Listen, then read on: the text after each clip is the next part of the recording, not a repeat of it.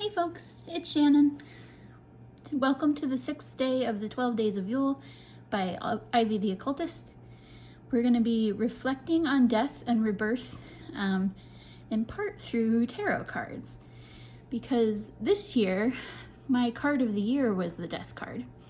So I figured I would pull out all of my decks and show you the death cards from them and kind of talk you through some of the imagery, but also some of what I've been going through this year.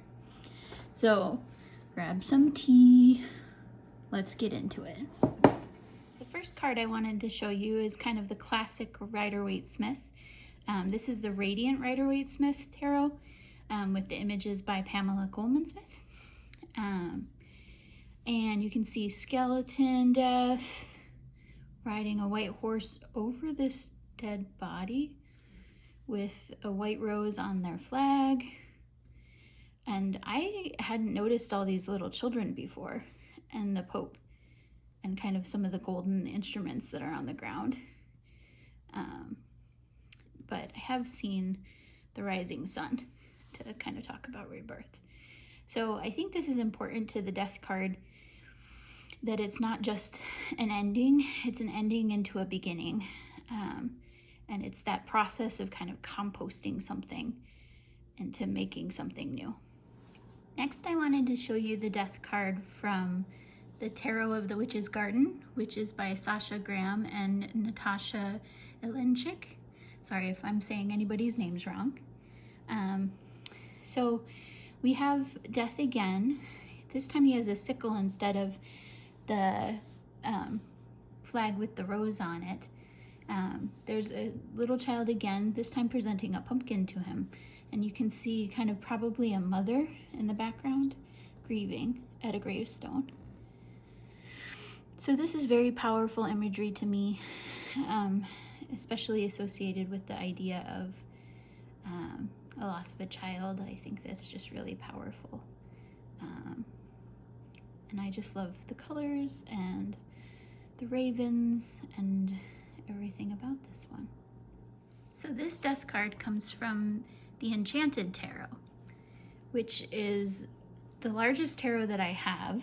It's long and skinny, and it has these beautiful tapestries that were made by Amy Zerner, along with Monty Farber working on the guidebook.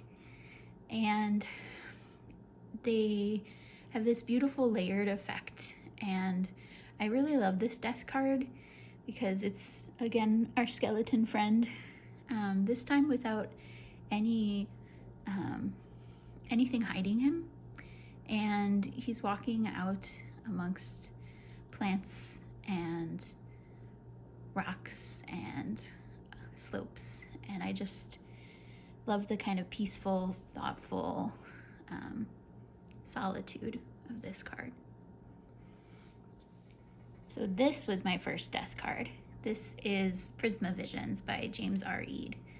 And as my first deck, I love this deck. I love the imagery then, I love it now. I think this skeleton hand holding a white rose is so poetic. I think flowers go along with death in a lot of cultures, and it just is pretty evocative for me. This is the Monsoon Tarot's death card. The Monsoon Tarot was a Kickstarter that was put out by Chun-Wei Han, and I just really love the artwork in this deck. It feels very ethereal and dreamlike to me, and watery a lot of the time. And I think this is just such a beautiful illustration of our skeleton friend sitting with this ghost who looks like she might be pregnant. It just has a lot of emotion and a lot of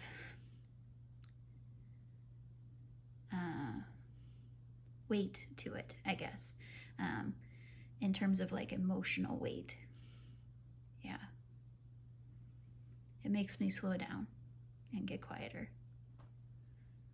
Speaking of quiet, any Buffy fans in the audience? This is the Buffy the Vampire Slayer tarot deck by Casey Gilly and Carl James Mountford. And if you remember this episode, it's called Hush. And these are the gentlemen, who are some of the scariest monsters I remember in TV, basically. But there's also some callbacks to the Rider-Waite-Smith with this flower down here.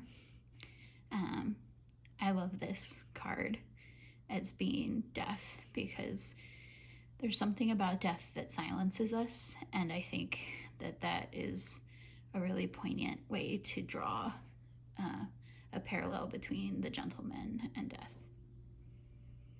So this is the Guardian of the Night Tarot by M.J. Coulian.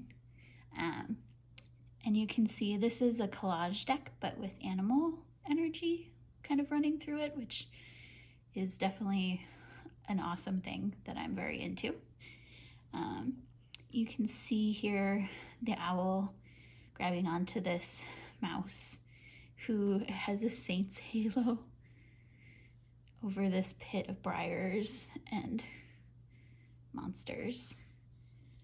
And I just think it's a gorgeous image and really talks about a lot of the juxtapositions that are inherent in death and rebirth. This is my newest deck. This is the Witch Sister Tarot by Julia Jeffrey. And I love this image. This image actually reminds me of something that happened this year when I was finding that the kayak was reaching out to me. This is the kayak pictured down here in her winter form and in her summer form. And I had no idea that the kayak and Brigid are connected in some versions of the stories. So this just reminds me of learning of that connection and the fact that there are two sides to everything. And even when something is the end, there's usually new life being birthed out of it. And then the Gentle Tarot by Mary in the Sky.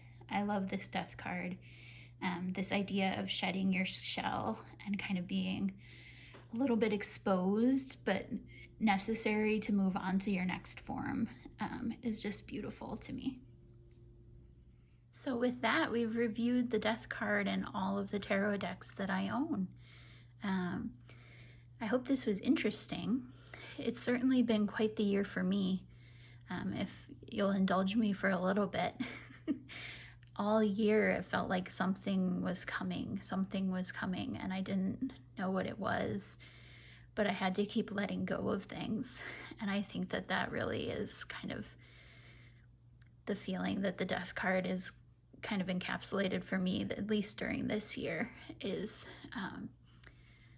that process of kind of shedding and composting and releasing. Even when you feel like you can't release anymore, there's more to kind of surrender to the change of the universe. So yeah, it's been a hard lesson, but a well taught one. It's been a very powerful year for me. So I thank the death card and everything it's taught me. And I thank the process of death and rebirth that have been going on in my life and in the lives of those around me. And I hope that the process of death and rebirth is gentle with each of us. Merry Yule.